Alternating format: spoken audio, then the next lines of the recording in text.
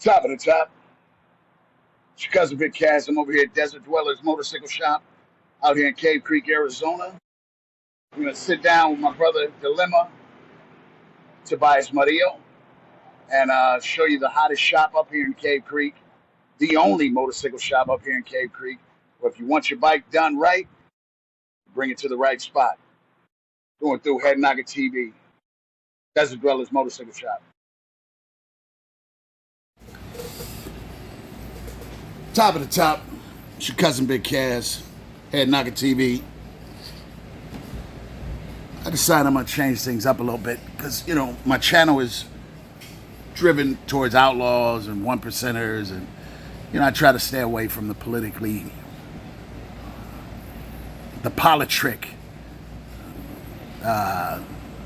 footage or whatever. But I want to start doing a segment called When the Patch Comes Off. And it's about one percenters that have left the club and whether or not if they do consider themselves still a one percenter. So this handsome gentleman you're looking at is my brother Dilemma, aka Too Sweet, aka Lil Feet, aka the beard ain't long enough, aka aka you can catch it, aka you don't want to catch it. How you doing, brother? Doing good, man. Doing good. Now, I know you as Dilemma. Yeah, yes, you are. Now, I know you as Dilemma. I've known you for very many years. But your real name, your government, if you don't mind me asking, because you're a business owner, is... Tobias. Tobias Murillo. And Spaniard. It took me forever. I think because, I'd known you as Dilemma for so many years, I just thought you were a white boy. Yeah. Yeah, my dad was born in Madrid, Spain. No, so we are from Spain. And mom? And my mom was American. Okay. So. Is Pop still with us? No, he passed. Okay. Was he a biker? He was. He was, yep. My dad was actually in clubs, too. He was a Hessian. Oh, wow. Actually. Out of what state? California. I wonder was Spike... Well, Tombstone, who ended up becoming a Vago, he's no longer in the Vagos. Tombstone was one of my dad's best friends. Wow. Would Tombstone remember you if I... I bet he would. So, Bernardo Castillo, that was my dad. When we're done, maybe I'll call Tombstone, or maybe send me a picture of Pops, and I'll send it to Tombstone. Yeah. Me and Jason, just so he's no longer in the Vagos, some politics from the 80s came up, because he was a Hessian for 20-some years. A lot of people don't know this. Rusty Coons, the ex-Hells Angel, he was a Hessian for like 18 years. I didn't know that. Yeah. Yes, yeah. Then you got Spike, who's still a Hessian. Yep. From England. Yeah. And English Bobby. He was the prez back in I know a few years back. I don't know if he still is, but he was back when I went and seen him at their event in Tucson. So what was it like, growing up with your dad? He was in the club from your earliest. Yeah. Ever since I was back when I was knee high to a grasshopper, my dad was in the club. So. And what age would you say you started overstanding he was in an outlaw club? Back when I was 5 and stuff, I was little, I didn't get things, he was doing this thing and I just knew that dad had a cool motorcycle was all I understood at that point. So he chose a different route. And did he always have a bike though? He did. Yep, he always had a bike. That was kind of his thing. I remember him having a bike when he didn't have a car. Right. He was built that way. So you end up getting your first motorcycle and it's a Hurricane. Was it the white one with the red writing? No, it was actually black with red. I don't remember. Yes, I do remember. Yeah. That one was nice because I saw the white one with the red at first. Yeah. And I remember it kind of reminded me of a Ducati because it had the inside fairing, right? Right. Yeah. Yep. And I remember the first guy. It had that real wide front. Yep. There was a guy named... Bro, you're not going to believe what I'm about to tell you right now. This just fucking hit me. I got out of jail, and remember earlier I was telling you we had a paper. Wow, this is crazy what I'm about to tell you. We had a paper called The Recycler. I had to get a job. Remember The Recycler? Yes, and there was help wanted ads in there. And I was living in Panorama City. I just came home from jail, and I remember I had to get a job. So go around with that paper applying for places. And I remember I went to a place, remember Sun Valley? Mm-hmm. There was Sunland and Sun Valley. Yeah. And the probation offices were right off of Glen Oaks or whatever. And I remember he gave me this thing. I'm going through the recycler, and he tells me, I said, man, I can't find nothing. And he gives me this paper, and he's like, this place, it's a motorcycle, like salvage yard. And I know the guy, he always hires guys to go through and pick parts. And you turn around and sell them, whatever. So I go there, and this is amazing. The guy's name was Tobias. Oh wow. Just all these years I've known you, it wasn't until I thought, here come the trolls right now. Like, oh yeah. On stage. This guy's name was Tobias, and he didn't work for the salvage part. He had a shop in the back repairing and painting bikes. And wow, yeah, his name was Tobias. Wow. And my '86 Glide, which was my first Harley, I always tell the story of how he taught me how to turn into a hardtail, softtail. I mean, a hardtail with a rigid front end, which was just a piece of metal, the hard, heavy brackets that just turned the rear to a hardtail. And then I remember we raked the front end and turned it into a rigid, and he painted it. Tobias, that's crazy. All these years I've known you. So I ended up working there, and he rode a Hurricane. It was the white one with the red Hurricane writing.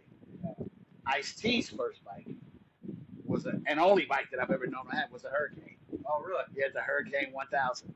Yeah. Yeah. So you had that bike for how long? I had that bike for a while because, immediately coming out of like dirt bike, we used to race up in Paris. Right. Out there. This is before Elsinore even had a track, so we used to race up in Paris, and then Paris, California. Yep. Got all into that. So when we got the first bike, it was all about getting the speed and doing everything, you know. So yeah, we had that bike for quite a while. Now, were you interested in Harleys though? At that time, no. Not at all. Not at all. I mean, my dad had cool bikes. People, always said what nice bikes they were, things like that. But I was all about that speed, that cross rocket style.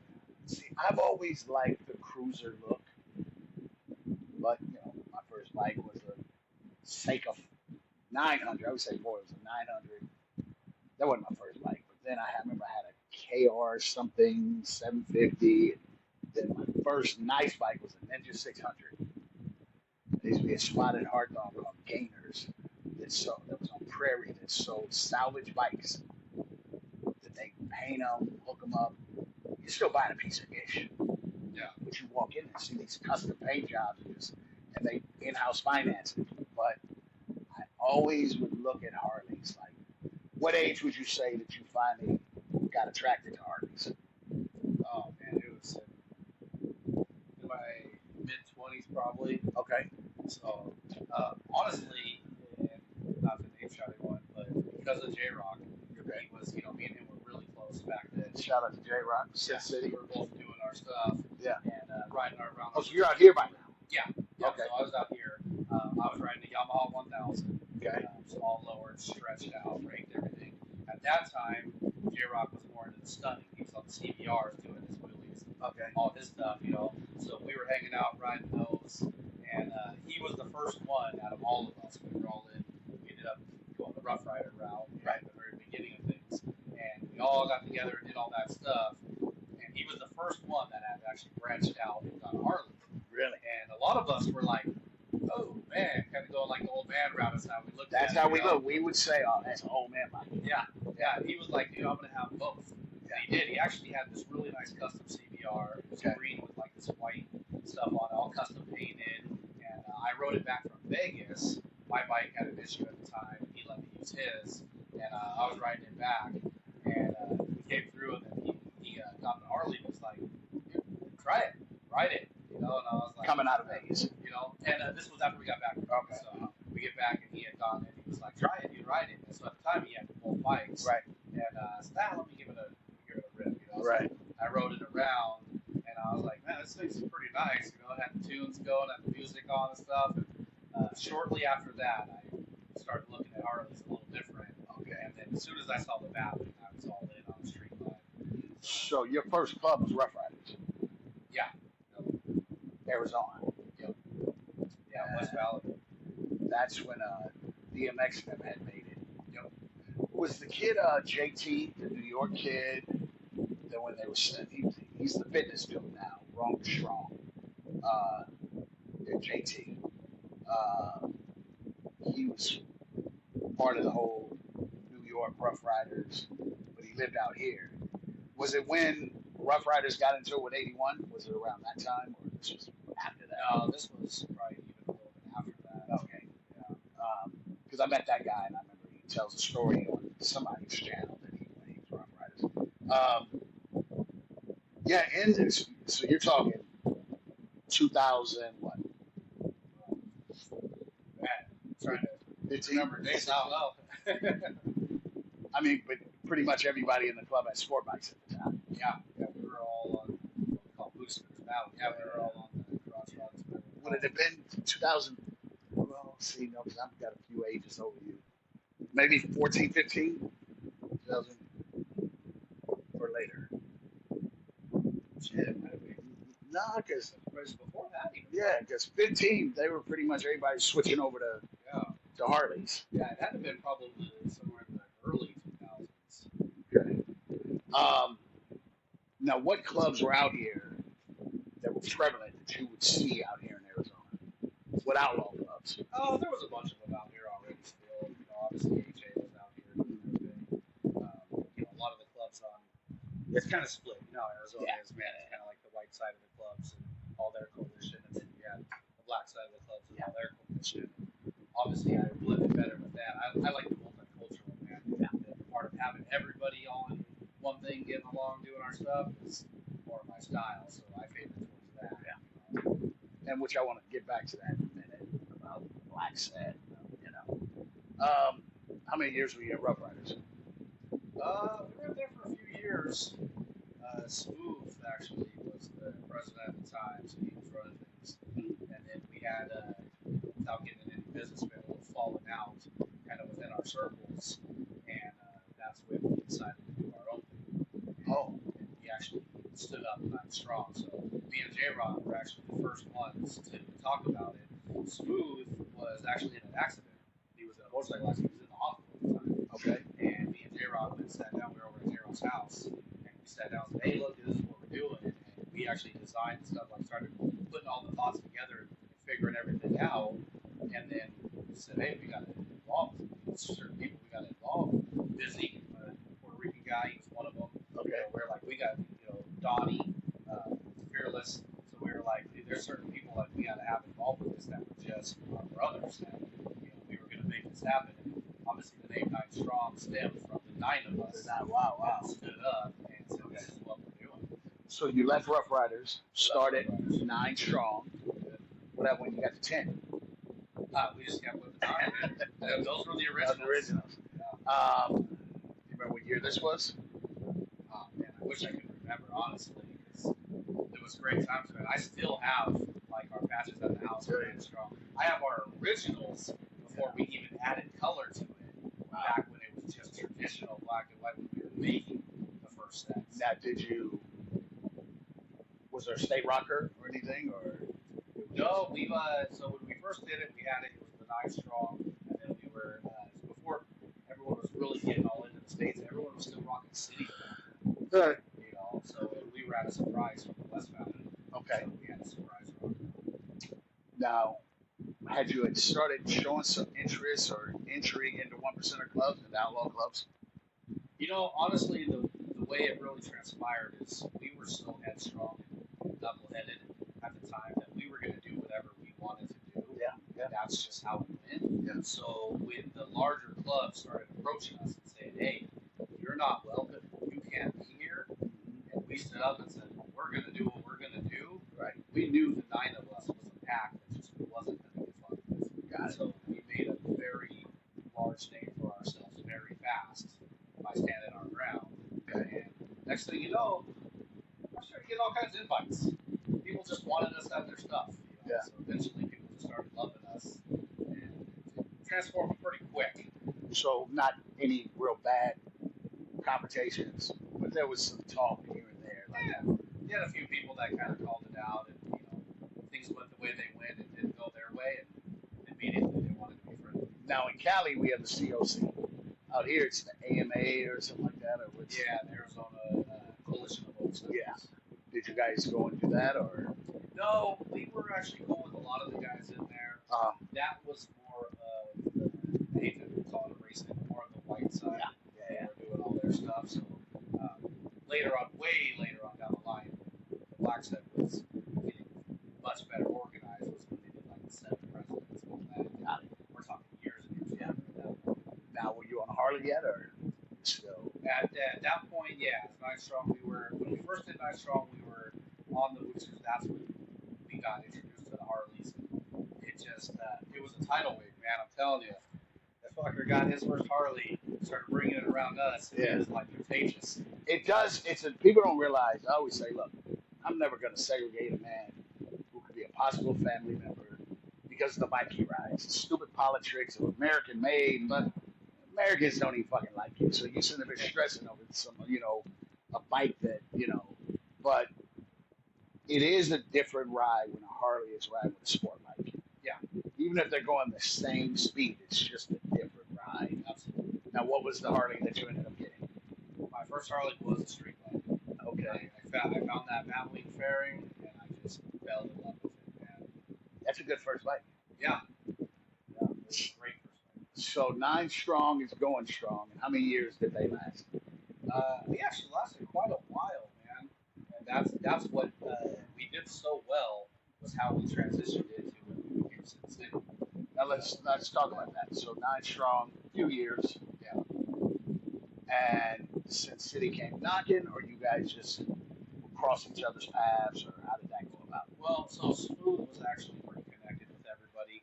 He stayed in like a lot of inner circles. J-Rock had his all connections. I had my connections. I was very much a Leonce for the white side of things because I had a few brothers that were in clubs over there. Right. And so between us 3 guys, we were very well connected everywhere.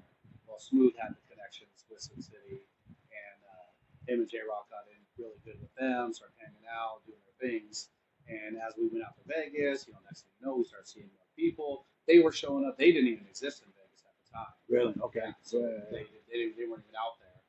And then, we got into some stuff, and let's just say they were right there to help us out, and they, had no problem walking us through some things. So was it a unanimous transfer, or some guys wanted to stay 9 Strong? I will say there was a couple that were like, oh man, we love Line Strong because it's where they came from and they got their first thing. It was at the end of the day, it ended up being 100% unanimous that went to Sin City. Right. There was one guy, not going to name or anything, he bowed out and said, hey, this isn't for me. I'm not going to go that route. And he ended up just folding stuff. You ever see him again? I saw him like a few years later. Yeah. And I just ran into him, and it was just a quick pleasantry to say, hey, how you doing, man? Hey, I'm good, blah, blah, blah. And then that was it. Never saw him again. So now y'all patch over. Was it a patch over? You had a prospect. Yeah, we passed over to Sin City Disciples, Arizona. Yep. And Sin City's been around since 1965, maybe? Or something. Yeah, so there is a little bit of controversy of 68, 69 of when they officially started. Okay. About getting into their business. They can regulate us. Somebody that has their patch on still can say what they feel it is. Got it. So let's just say the 60s. But they've been around for a long time. Yes. What drew you to them? Was it just the running into each other, or what? Honestly, man, it was the way that they conducted themselves when we had a little beef go on in Vegas, and the way that they handled themselves and conducted themselves and stood where they did, it was an instant draw. Yeah. I saw how they were, and it reminded me of how we were, so it was just not connection. Right. So you come over. I always tell people the diamond is not what doesn't make you a tough guy. It makes people think they are.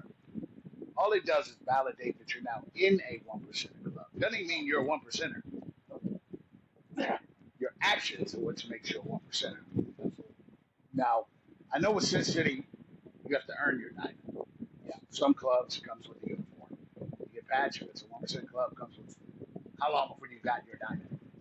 Yeah, we had to go through the motions. We had to earn ours, and then the way they did it, it was like the blacked out one first, that's your earned, and once you get it, you get the outline and all that good stuff. But it was a little minute that we had to go through our motions, prove ourselves, and we made some trips. We were out there pounding. We were obviously the close things, Cali's next door, Vegas is next door, going to different events that other guys were going to. We were up in Colorado. Yeah, we got to go back to Mother.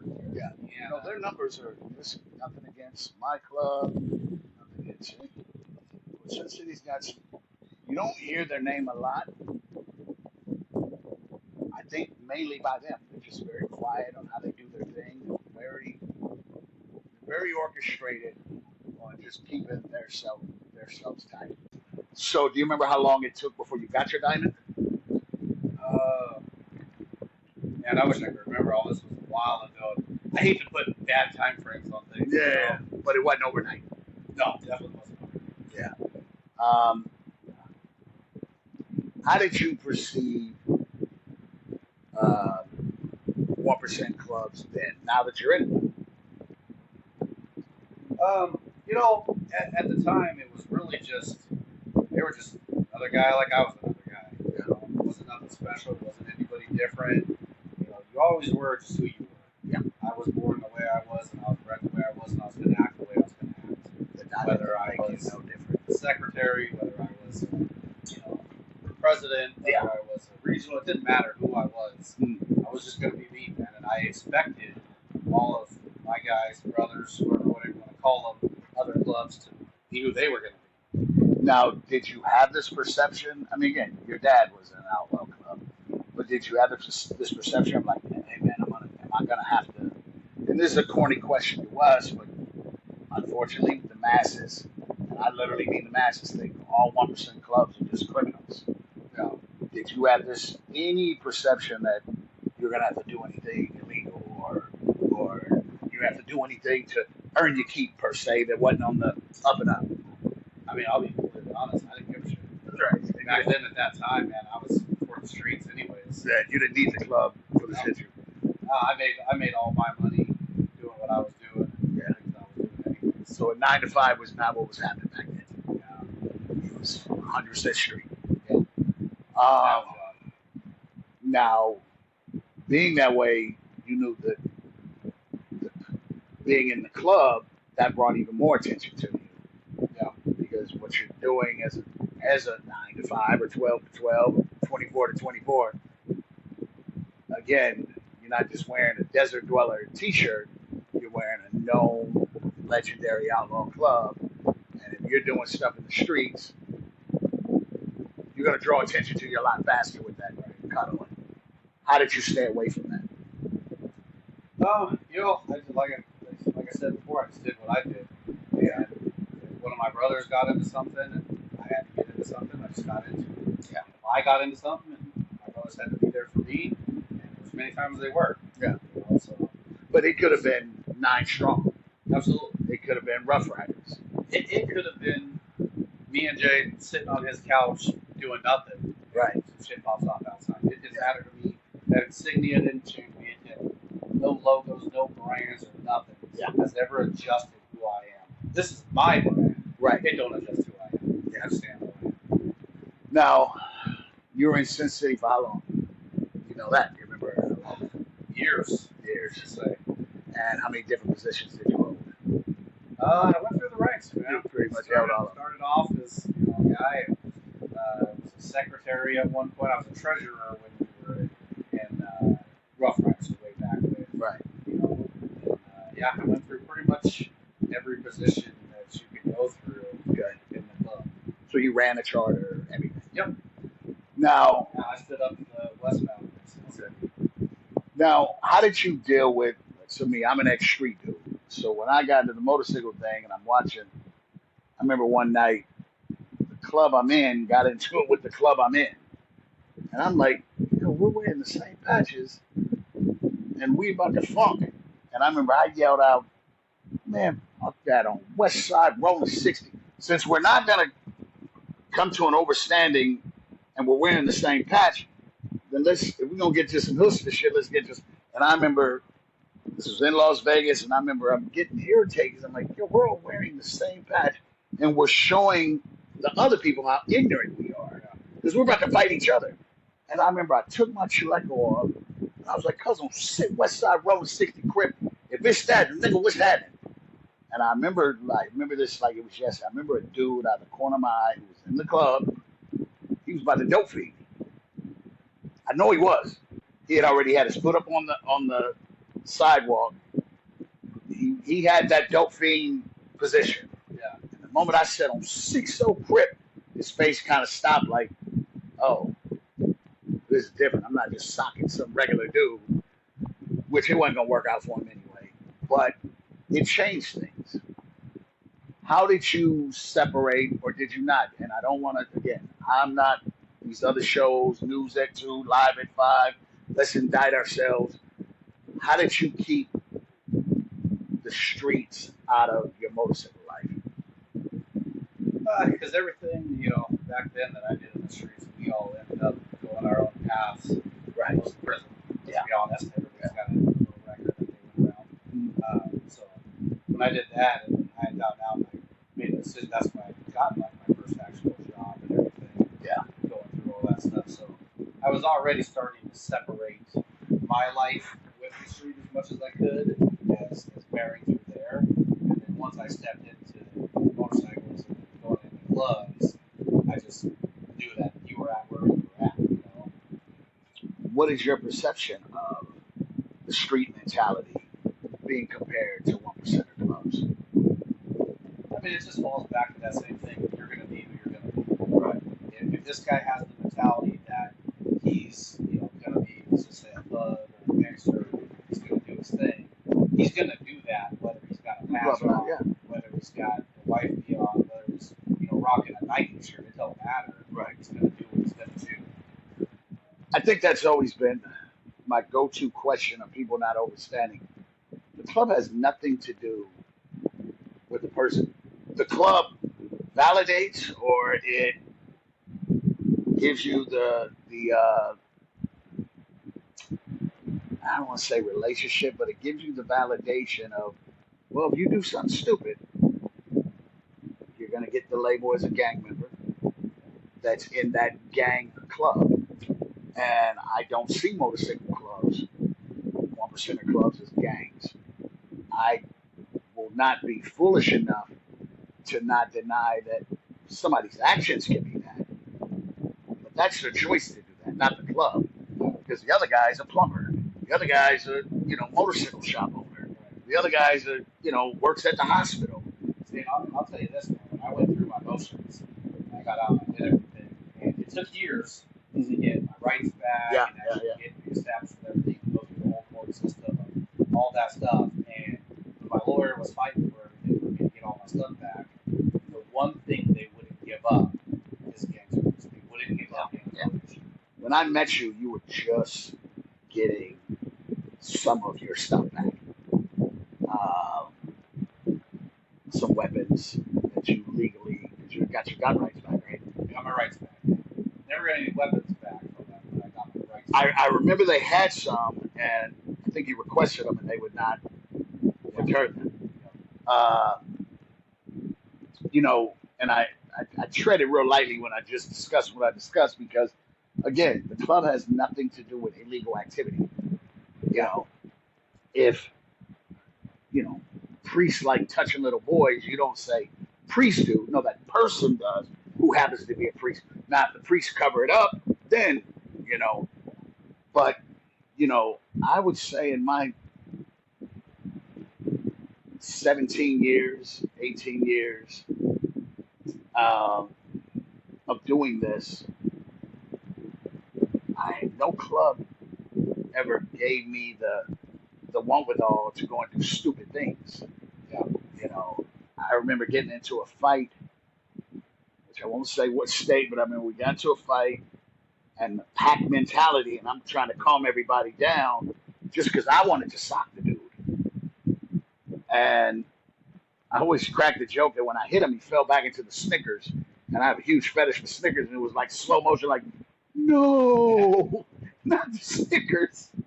And I was more mad that I didn't knock him out, and he knocked over the Snickers. But I made sure I walked out that store with a few Snickers. But I remember thinking, I initiated that. And I'm now responsible for every dude that's going to get pulled over and have his separate bail and have his separate court hearing, but we're all going to get the same gang charge. Even the guy that didn't touch nobody, because he's there, he's going to get it too. That's the people that don't understand it.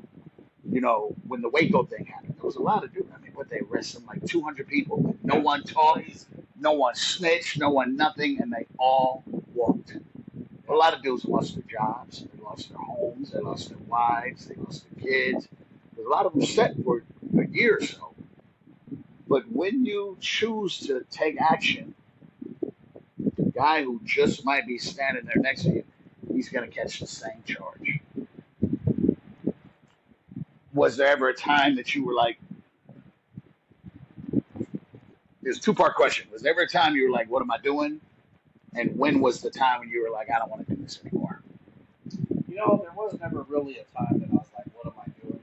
Because, like you have said, the club never asked me to do anything. They never brought up and said, hey, you got to, do this criminal activity to hang out with us and be our friend. Right. It was never that.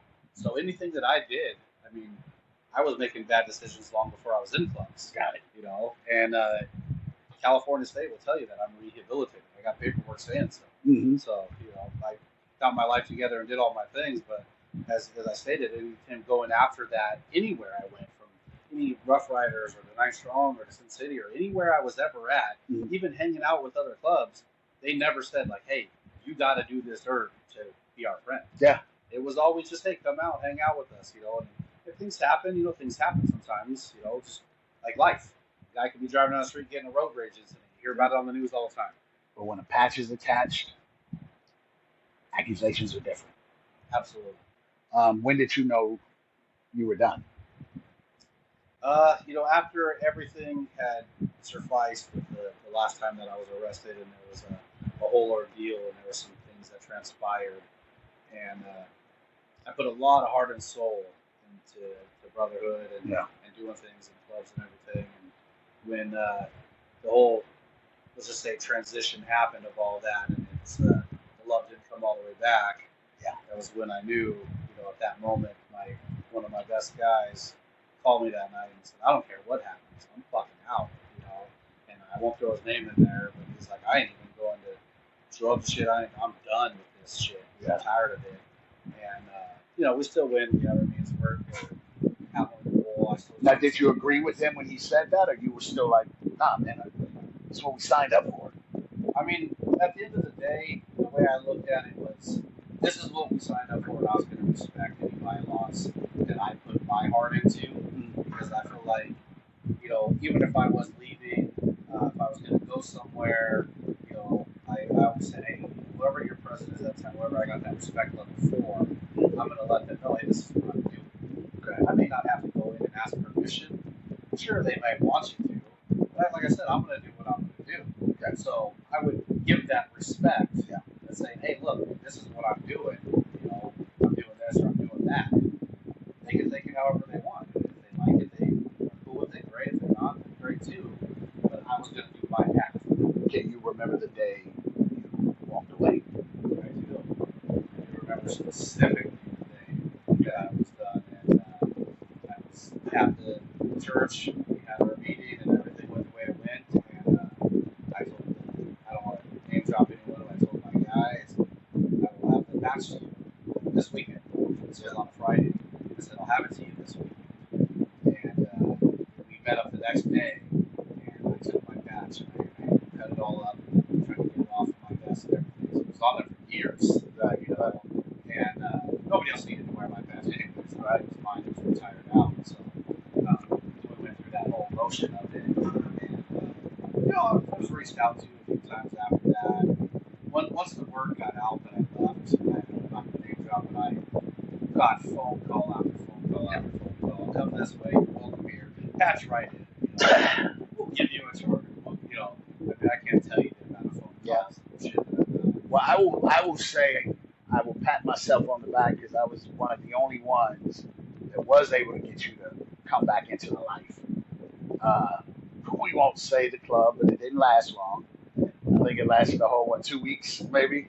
For both of us. There was times where I thought about coming back to different stuff. I mean, obviously you go back into the heritage of my dad being a head chef. Made me think about them and how I grew up and all that stuff. And I'm very close with some of the other clubs, especially out here. Well, when I prospected for the Vagos, I remember, you and ex-president Debo, everybody came over to my house. We were throwing a little get together, and I remember I was like, we need him. I remember I threw a hoodie on you that I wasn't even supposed to put on you, and I remember Debo was like, if you like him, I love him. I said, well, I love him, so you're gonna have to love him. And this is when the reality of work life was a realization over club life. That night you were like, I'm interested. I've always found them interesting, blah, blah, blah. And, you came with me to another club that didn't last long, and then I went to the Vagos. As the trolls would say, I club hopped. Call me a bunny rabbit, bitches. And I remember the next day, which we ain't got it unless you want to, you're like, man, I'm not going to be able to do it. And you want to say why, or why you couldn't come over to the Vagos, or just continue that journey, period. Yeah, I mean, it was just a decision I made. Yeah. It was my decision at the end of it, that's the decision I made. And I'll tell you this, man, that picture went out with me and one of the guys, Murillo, and I was wearing that sweater because obviously I had, my other shirt on underneath that we know about, and I got so many phone calls blown up the next day. Mm-hmm. And, you joined the Vagos. I had a guy hit, you painted your bike the wrong color to go to that club. And I said, it's not even where I'm at. It's right. I did. It's not what happened. And honestly, out of respect, I would have hit up Sin City and said, hey, this is what I'm doing. I'll just let you guys know. I would have called J-Rock directly and said, hey. I got calls. I got calls the next day too, like, hey man, he's gonna do that. Literally the next day. Yeah. And I don't know if you told me the next day, but it was maybe a day or so later. You're like, nah, man, I'm just gonna stay retired. Where I'm working now, it would create too many problems because I have to keep that outside the door because you're working at one of the top before you got your own place. You're working at one of the top, motorcycle shops, and one of the biggest in the world. Are we allowed to say the name of the shop? Yeah. Everybody knows I was with Dirty Bird, man. Yeah, Dirty Bird is a legendary shop. John Shope. Yeah, John Shope started it. He was on it out of his garage. He was on that show, Biker Battleground Phoenix. But did he win? He did not. Okay. Fun fact about John: he was disqualified for cheating. In true John fashion, because that dude is that dude. Yeah. He will do whatever the hell he wants to do.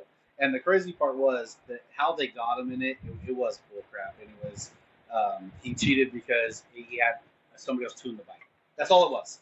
He did all the work. He built it. He did all the stuff. It was just he had I believe he had Nick tune it or whatever for him on the dyno, and that was it. Somebody else touched it. Boom.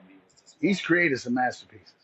He's a eclectic man, and we'll leave it at that. But I think you came to the realization you're working with this multi-million-dollar shop, and that affiliation would have brought some drama to the front door. Yeah, absolutely. It would have. It's just like when I owned a restaurant, it was, this club goes to that restaurant, but this club don't. And this club feels uncomfortable if it's in that area because it would like to go to that restaurant, but it always sees these other clubs. And I'm like, look, man, the money's all green, but it did hurt my business. Yeah. Because it was considered this kind of restaurant, these kind of guys. I told you I had a run-in where I went to go get the alarm thing taken off my bike, the bike you just rebuilt the engine, and won't say no names. And the guy told me to come. I brought all the paperwork, showed him it was my bike, took it over there, took about 2-3 hours. And he asked me, hey, man, are you from so-and-so? And I said, yeah. And he goes, I'm not going to be able to work on your bike. Money did not matter to him. His thing was, hey man, I have an agreement with this other club. I will not work on any of their enemies. And I remember I said, damn man, when you're banging your wife and you ask her whose is it, does she say that club? He's like, oh, you're getting too personal. I said, brother, because I don't care. You're gonna get somebody killed. But you're working at a world renowned place. And I had to understand where John came from of that can't happen here. It would create a problem. Oh, definitely. And was that the point where you knew? Because me and you talk every single week, if not every day. But because I tried to talk you back into it a couple more times. Yeah. And you, man, and shout out to our boy Country. And would you say that's Still when you? close. That's a good guy. Was that your last hurrah when you said with the Vagos, like, man, and like I said, when I looked into other things, and I definitely thought about some other stuff, and there's a few people that I'm very close with, without mentioning their club names, that I really did consider. Okay. And one of my guys that I was close with back then reached out to me before, and he said, "What? I was just curious, man. I mean, I know you just got a friend. I got phone calls about you saying, hey, we get in contact with them and what have you." And he goes, "How come we never went nowhere?" I said, it's at the end of the day, it was my decision to make, to where I put everything into it. I put everything I had into it. I loved it. I babied it. I coddled it. It was my baby since then. Yeah. And when we went through the motion, just like it was for anybody else, it was their baby. And after we had our breakup and we went our separate ways, give it a little time. Your heartaches go away. Time does. Yeah. And it was my turn to make the decision. Do I want to better my life? Do I want to go back to this? Do I want to move forward here? Yeah. Do I want to do this? And I had a goal in mind that I was going to do. Yeah. And don't get me wrong, working for John was not bad. He is an eccentric guy for sure. Yeah. But you could tell by the things that he's created over the years. And that guy taught me a lot. Not even just about bikes and stuff. That guy was willing to teach you if you were willing to listen. Yeah. He was one of those guys. So I learned a lot of things about, just different aspects of making money and hustling and stuff of the way he did things. Yeah.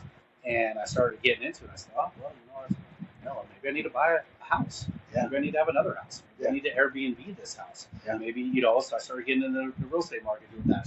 Getting some land. I was like, oh, get some property. Yeah. And that just kept snowballing into different things until I started going international. Right. And I was like, oh, I can get stuff out of the country. Yeah. I can get these, I can get that. And a lot of time, club life does not allow that. Not allow. It doesn't allow it. That you have the time to do that.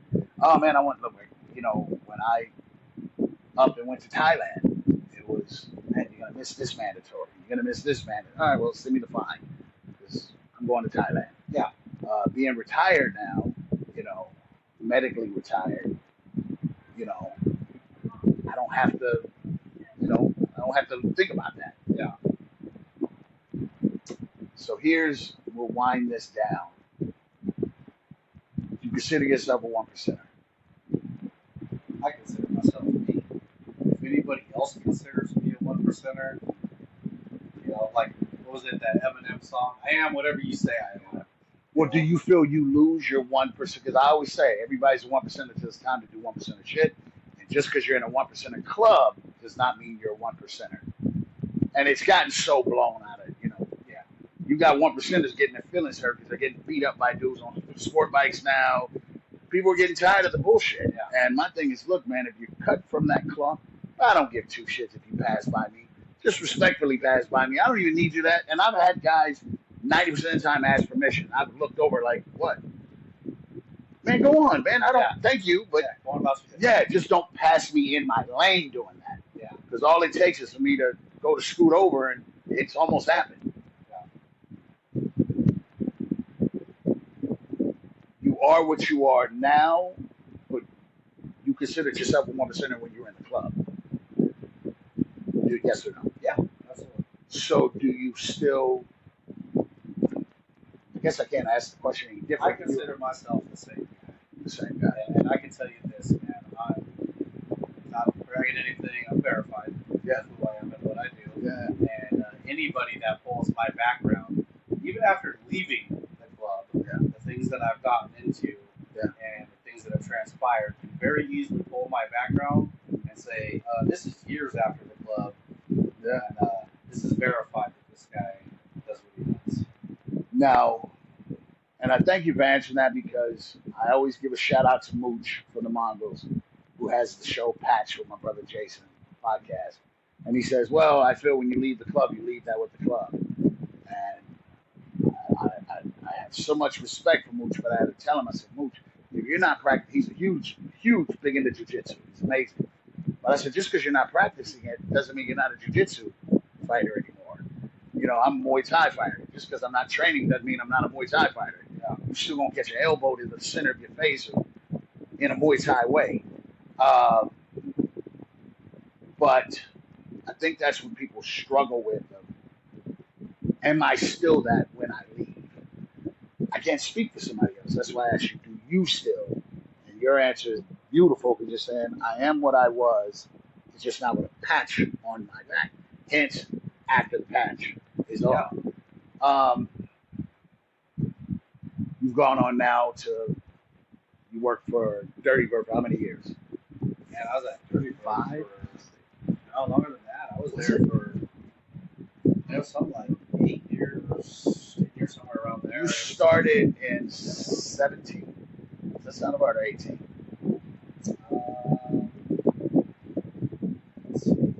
I moved here in 17, and you started pretty much right. Yeah, so it would have been,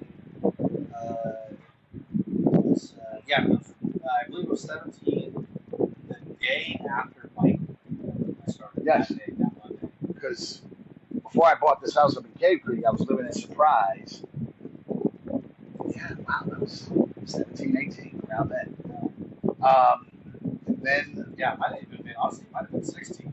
no, I didn't. You weren't there in 16. No. You had just, I remember you had just left that other job, and I remember I went and took you to lunch, which was your second week working at Dirty Birds. Okay. So I remember you hit him, was like, hey man, look, you need social media, and I'm going to be the guy to do it, and blah, blah, blah. And you pretty much took that job. Yeah. But, you know, I owned a home up here, and obviously I come to Cave Creek at least every week, or at least a few times a month. And I would pass by this shop. It's on Cave Creek Boulevard. And I remember when my boy Rook moved here, his bike was on the back of the truck, and I was like, oh man, there's a motorcycle shop down the street. Let's go see if he'll take the bike off for you. And this guy was a complete prick.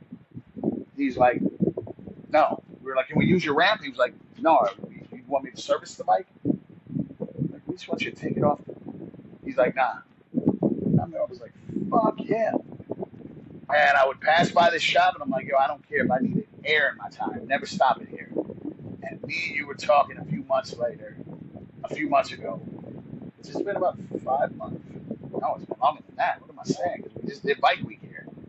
So, Yeah, I did this much over in February? Officially bought it in late December. And then I was still at Dirty Bird at the time. Yeah, yes. And this place we're talking I about, had already owned this place for 3 months or so before I left. and the place we're talking about is what's on your shirt. Motorcycles, baby. And located at? Cave Creek, Arizona, 37420 North Cave Creek Road. Now, did you get work done here, or you just knew about the place? No, actually, I was connected with my brother Brandon. Okay. He was working here at the time, and I was at Dirty Bird still. At that time, John had sold, and another guy had taken over, came in, and kind of revamped some things, which was good because it kind of gave a new blood to the situation. Right. We had gotten into I don't want to say stale, because we were always coming up with different things and being inventive, you know. Right. And so doing like the different stuff. And at that point, he just came out and he goes, hey, dude, I got this opportunity, you know, just sitting here that I would like to utilize, and he wanted to do something with it. And I said, well, let me diversify some things and see where I'm at.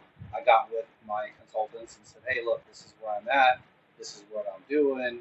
And they said, do you have that kind of cash to grow? Yeah, because we're talking about a prime location. Yeah, yeah. Like, to come to Cave Creek, this is the first turn to say I'm officially in Cave Creek. Yeah. For everybody out there hustling and trying to build new dreams, It was all bought done. Yeah. I didn't go take out loans. And I remember coming up here, and you're like, yeah, man, it's what I own. Yeah. And first thing I did was bring a bike to you, and I referred other people, and then because again, it's sometimes the closest ones to you will be the ones to not support you. Absolutely.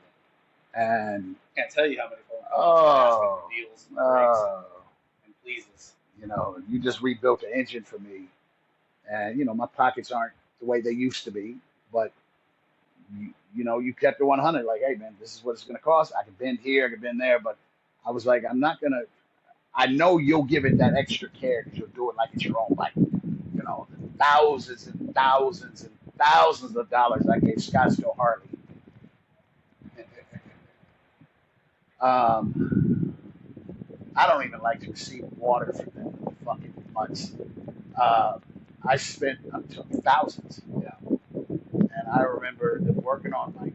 Yeah, I remember even just that last bill was $5,000 for a 2000 Road King to do the derby cover leak gasket and a tune-up or something. And it was $5,000. Like, and the crazy thing is, the young lady that worked there was like my childhood homegirl from California. She no longer works there, but we lost our friendship because you should have called me and told me this. Because I would just be like, all right, fix it. But now we're talking about a 20-something-year-old bike. Yeah. But at the end of the day, I will always bring my bikes to you because you never asked me for a dime up front. And even if you did, I'd overstand. But again, I know you'll give it that extra care. How do you keep the politics out of here of knowing I'm in a club that somebody, even though I'm retired, but the bike that you just worked on came from a definite enemy of another club, and there's stickers and stuff like that. How do you keep the politics from crossing your door? I shut it down immediately. If anybody brings it up and says, oh, this or that, or talks about another club in any sort of way that they don't have on visibly, I just shut them down. I don't want to hear it. I don't care. It's none of my business. Whatever you guys got going on. All of their money spent the same. I will work on anybody's money. Don't care who it is. Don't care what club you're from. Don't care if you're not in a club. Don't care if you're a lawyer, doctor. I don't care if you're just a writer that gets out on the weekend. As long as they're not your enemy. Yep. I'm not here to inherit your enemy. You know what I mean? Now, if somebody wants me to do music and I don't like them, I'm not even going to respond. So if somebody obviously came up here like, oh man, remember me, and if I remember you to be a piece of shit, you know what? I might work on your bike now. But I can tell you this: there's probably about 3 people in this world that I would just get the fuck out of here. Yeah. And I won't even touch it. And I know you're temperament. You are the complete opposite of people would think. You're just this nice dude, which you are, but I've seen you pissed. And you have a shutoff valve, probably worse than mine. Mine is always just get physical. Yours is business, and we can get physical if you want to.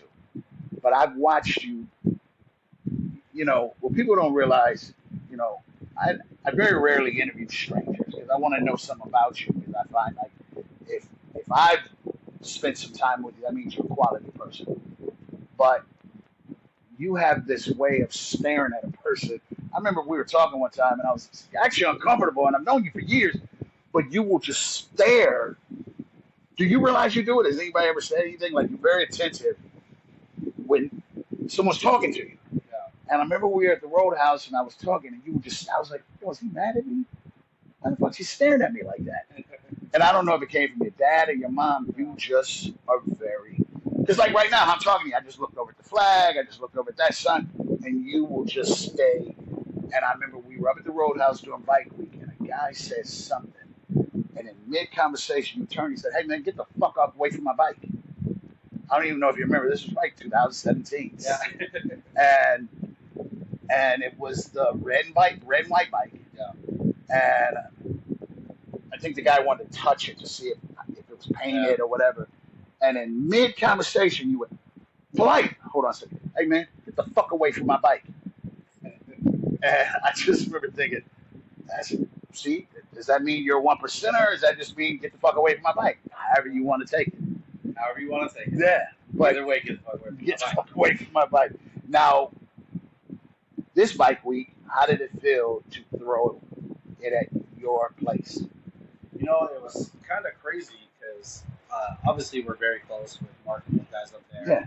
He's always been great to us over the years when I was with Dirty Bird. And Mark, Taylor, those guys are amazing Yes. to deal with. Yes. You know, super great guys. Christina is a sweetheart over in Scottsdale. So the last year of Dirty Bird, we actually did a split location, did both of them, had things going on. Yeah, I remember that. So, yeah, so there was a lot going everywhere. You know, and I'm a lovable guy, so both places are like, hey, you know, Right. come over here. And at that time, we had just barely getting the doors open here. And when word got out that I was here, Brandon was here, it was just overwhelming. Yeah. How busy we got. I was here. Yeah, I had a booth. You've seen it when it was. I had a booth. It was just ridiculous. You probably, and here's what's crazy. How many bikes did you work on in that 7-day span of guys that just were out of state? Because, you know, if they had pulled up to somebody else, Yeah. they were like, man, we can't fit you in. You worked on how many bikes of guys that just came in from out of state? It was so ridiculous, making miracles happen every day. Yeah. You know, getting things done. Remember, Milk even called you because he was on his way here because we had the energy stuff, our pre-workout. He's like, hey, man, I just ran into some guys that were broke down, and Milk got him you got him the trailer. You went and you picked up the bike.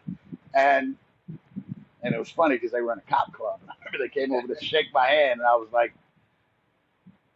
yeah, that was not news that was brought to my attention up front. yeah. You know. But all money's green. Yeah. But when Their money spent, I'll tell you when that. they showed up and they had their chalecos on, and I looked at Milk, I said, you realize these are, and he was like, hey, man, I just was trying to help. And I thought about it. I remember for like good 2 hours, I ignored the guy. And then he walked over, he's like, oh, what are you selling? And I had to be honest, I said, you know, man, I probably would have never fucking spoke to you, but I represent my brother here. And he was like, well, I'm not a cop. I said, I know, but you're in a cop club. Yeah. But he ended up buying a bunch of stuff. Remember, they went and had a ball, went and hung out, picked his bike up the next day, I think, or whatever it was. Yeah, because they had to go back and end up getting that piece. But you didn't turn anybody's bikes away. And you got... We were here early every day and late every night. Yeah. Well, if you had a message for anybody that's on the fence, anybody that's thinking about coming to a 1%er club, anybody that's thinking about leaving, take the floor. The easiest, simplest advice I could give for that is do you. Only you know what's best for you, your family, and your people. And that's the decision that you have to make. Don't let anybody else talk you into it. This guy, oh, I'm your brother, you know, I love you, come with me. Oh, you know, I don't like this guy, you know. Not everybody that's your brother is your brother. Every brother ain't your brother. Exactly as you said in your yesterday. So when all that goes through, man, just because they have the same fair doesn't mean they have to be your brother. Yeah. You just have to have the respect and level of knowing that you're going to go that distance for them because of what they earned to have on. So when you're deciding whether this is what you want to do or leave, you just answer both questions at once. So either way you want to decide what you're going to do, make sure that it's your decision 100%. And you're going to stick by your decision. Well, my brother, I'd love to get a tour. So I want to thank you. How can people find you on Instagram? Or social media? Yeah, any of our social medias. I mean, all my stuff is on there. It's Tobias for real. Okay. It's REEL, you know, like the reels. The reels. And, you know, same thing with the TikToks and all that stuff. We're on all those. Which I'll put it in the description. And you're open 6 days a week or 5 days a week? Yeah, so traditionally we're supposed to be closed Sunday, Monday. Okay. I end up always working on Mondays. Yeah. B takes his time off. And then we're here Tuesday through Friday, 9 to 5. And then Saturdays, 9 to 1. And when I tell you guys, your bike will not sit. I've had to ask him to go slower just because I just didn't really feel like spinning the bread. But rebuilt the whole engine for me, you know, in literally just a couple months because it was my pace. And you guys get the work done. And Desert Dwellers, Cave Creek, Arizona, and Bike Week we will be here again. Yeah, we will be here for sure, man. Full blowout this time, It's even just more. crazy because I honestly planned on either being up in Scottsdale or with the guys here in Cape You got a Creek. shop now. We care about both sides, and it was just too hard to run my crew that thin of going everywhere and being here. I mean, we had so many other shops that were set up somewhere else. Yeah. Hey, can you help my friend?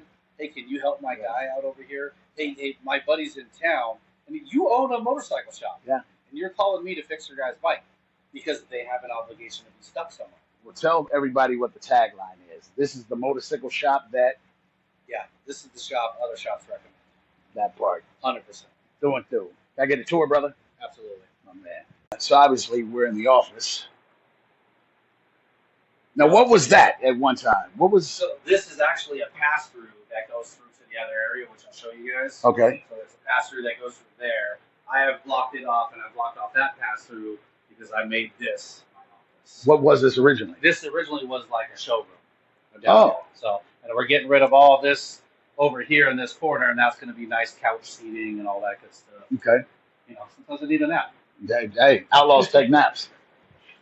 And so they're like, here's the reception area, which always has crap going on. Yeah, man. man. Everywhere. Because we just stay busy, man.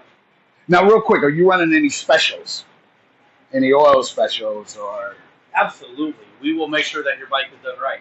That part. Yeah. That's the It will best be special. special for you. Be specially done. Yeah. You know, I will tell everybody the same thing, man. We're definitely not the cheapest out there, but there's a reason we are who we are and the amount of work that we get. There you go. You know, so coming through here in the main area. All right, it's gonna get a little loud, but so we'll speak up some. Yeah, so we got a few bikes that we're just pulling in tonight. Getting ready to close down. That one's getting a full motor build, everything on it. It'll be pretty nasty when she's done. Wow.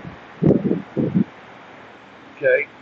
And then this is just a guy that's, you know, a weekend rider and just needs his bike to get back together. It's leaking out of the primary and it's got to come apart. Now you got some classics up in here, like this one up here, which is not a Harley. Correct. This belongs to pretty much a multi-millionaire. Yeah. Yeah. And he wanted its full frame off, and B has taken that thing all the way down to every last nut and bolt has come off of that thing and been completely redone. So this guy will be done probably in the next. We're kind of been doing this one on the weekends, after hours type deal. Right. So probably next weekend that one should be all the way wrapped up. And is he a biker, or he's just an eccentric person? He's just an eccentric guy, man, that really is an enthusiast of having something different. Okay. And then, This one's for sale. My boy Jim wants to get rid of that. wait, is this Vic the comedian? Yeah. This is his. He brought it back. I thought it was his. Yeah. He's a funny guy. What show was he on? He was on Home Improvement. That's right. He was the Italian cat, the big. Yeah, he played Vinny on Home Improvement. Yeah, so this is his bike. Super nice guy. And then obviously the movies and stuff. Yeah. He was, we just redid the grips and the levers and stuff. He wanted to get rid of some of the chrome up there. So if somebody's interested in this bike, just reach out to you, and it's for sale. Absolutely. I was with you today, and you sold a bike, a beautiful trike. Yes. Yeah. And you took care of everything. We went down to the MVD, took care of the registration. There was a little glitch in it, and you handled all that. Yeah. And all situated. That guy is happily rolling out, loving his life. Now, how do you deal with B-Dog that he's deaf? I mean, how do you... The easiest way to do it, man, is to leave him the fuck alone. Okay. Because the more I leave him alone, the more money he will make, believe it or not. So he actually hears the money without hearing any words. Yeah. The words dropping money coming out. See how he just heard right now? My guy hears it. Since I heard it. Yeah. Speaking of that, so, and real quick, I do O's though too. so you're all around, you work on everything. Yeah. So- So B-Dog, it does not matter the bike. You can wrench on anything. Because a lot of guys are intimidated to bring their sport bikes or their American or their foreign bikes. And your thing is, the money's all green. If I can fix it, I'll fix it. And you take very good care of it. Oh, I can fix it because I'm going to pay. There you go. That's where I come in because I guarantee they're going to All right, you want to show me the rest? Yeah. Oh, a little special. Yeah. So back here we've got a few more going on. A couple other different style bikes. There's my bike right there, the gray one. We blew the engine out. That's the one we just did the motor and everything on. Got it all running. Now, some of these are also for sale, and some are repairs, right? Yep.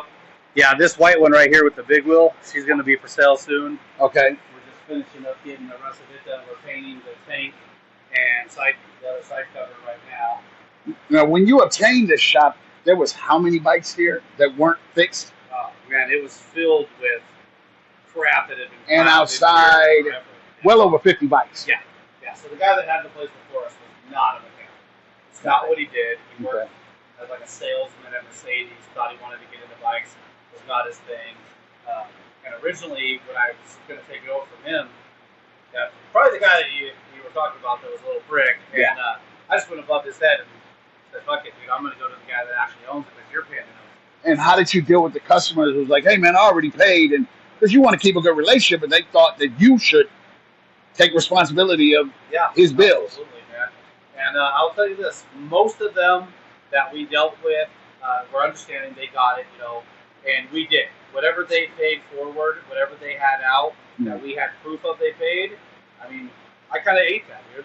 Yeah. I ate a good portion of it, thousands of dollars that I ate up front that guy had collected. Yeah. And if they wanted us to finish the bike, then absolutely, I'll finish it. I'll eat that portion of it and pay me the rest. If they were like, I want my bike because I want it out of there, well, then I ain't eat shit to get it out. Yeah. But that's kept your relationship even stronger with the ones like, look, man, this is way before me, but I'll go ahead and be accountable. So you actually do fabrication, you do sound systems, like you. We do everything. Yeah. And you yourself pretty much handle all the music department, right? Yeah. And the fabrication. So we just put those, we had those pods that we put in. Yeah. So those 8s, we did a set of lowers on a bike. We did the 10s in those bags. An orange and black one with the big front wheel that we just redid. Okay. Put some nice, it was DB drives all Euphoria stuff in his. Okay. Great sounding bike when it was done. Now tell them what you did to my bike. So this one was a complete just train wreck, as you know, because the motor came through in pieces. Yes. So everything was completely ripped out of this thing and rebuilt all the way over. She doesn't even have all the test ride miles on it yet. Right. We barely just put it back together, put the new tuner on it.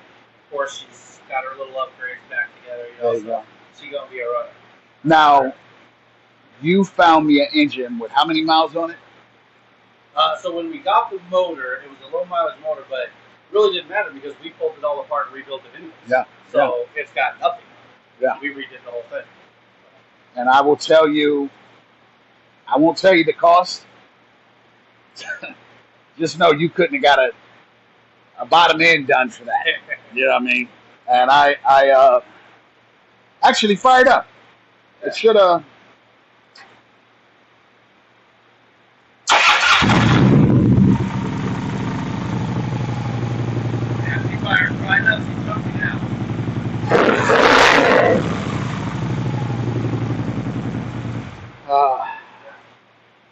So anxious. All right, you want to show me the rest of the shop? Yeah. So we got a whole other area through here.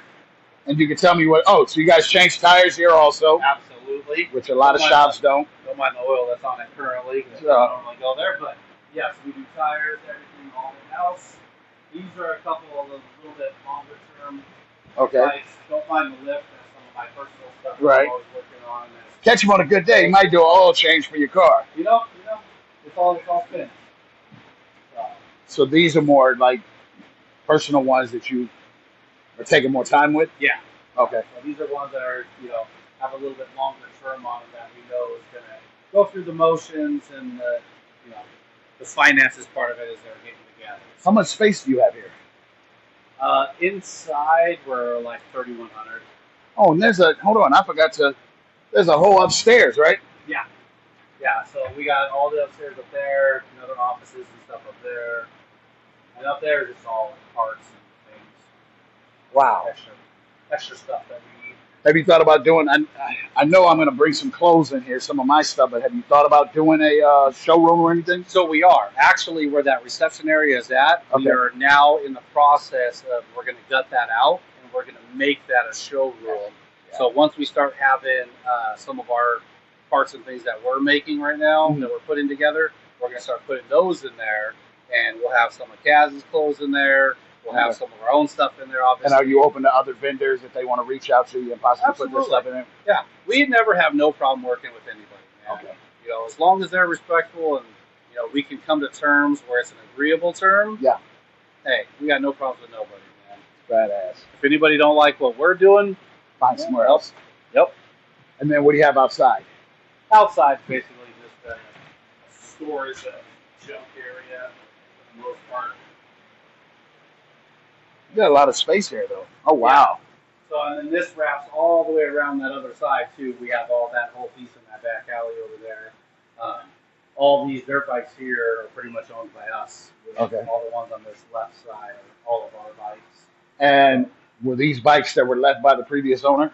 No, these are all ones that me and Brandon have had, like, at our properties, and we've ended up bringing them out here for the most part. Oh, wow. There was a couple of them, like that scooter belongs to a customer that's a long term. Gets messy when you got to order the parts from Italy, man. Right. So that's what we're waiting on for that one. And then these are just bikes that you just accumulated. Yeah, that we've had over time, man. Now, do you do, if someone needs their bike picked up, do you do a pickup service? We haven't. We've actually thought about it because, I mean, obviously we have trailers, we have stretch, we have all the stuff set up, you know, with all the nice soft goodies and all that. Right. There's so many options for picking stuff up. If they're close to us, especially with someone we like, I'm sure we will. But if they're close to us, I'm sure we can work something out and make things happen. So you try to do whatever you can to make it accessible for the person to get their bike over here. Yeah, absolutely. And if not, you know what services to use, things like that. Yep, absolutely.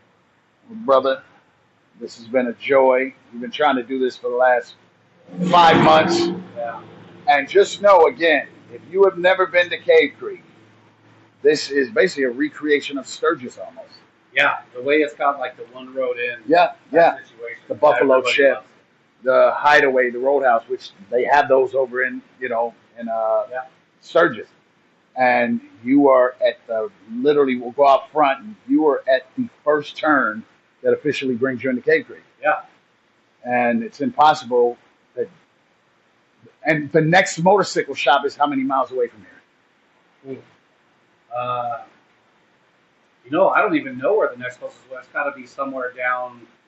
Cave Creek is probably like Ramjet. Yeah. Closest one. Shout out to Ramjet. Yeah, Tony and those guys over there. So it's a good distance away. But you have 90% of all the weekend bikers every day that go past here. Yeah. And it's anybody that's in Cave Creek comes here for sure. But it's not about they're not coming. It's just you being able to try your best to get them in. Yeah. And you try your best. Absolutely. I mean, we got guys. We saw the guys earlier. Tonopah. Yeah. We got guys from all over. The guy that just stopped while we were doing the interview, he came in with his son's bike. Yeah. And you made it happen. Yep. Well, brother, any last words you want to say to the folks? No, man. My best advice to anybody, like I said, do you. Just keep pushing, keep moving forward. Keep your feet moving, because someone will steal your shoes. That part. That part. Well, we're gonna tap out. I appreciate you, my brother. Absolutely. My man.